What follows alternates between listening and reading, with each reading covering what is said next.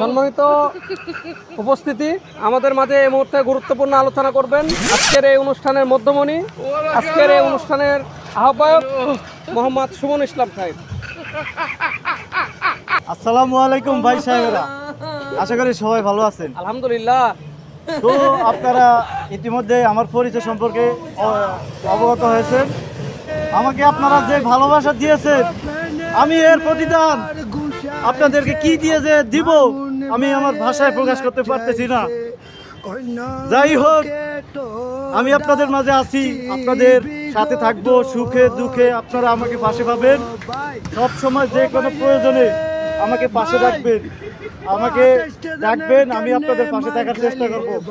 তো আগামীতে জানেন তো দেশের অনেক কিছু প্রয়োজন, এজন্য আমাকে আপনাদের পাশে থাকার একটু সুযোগ করে দেন।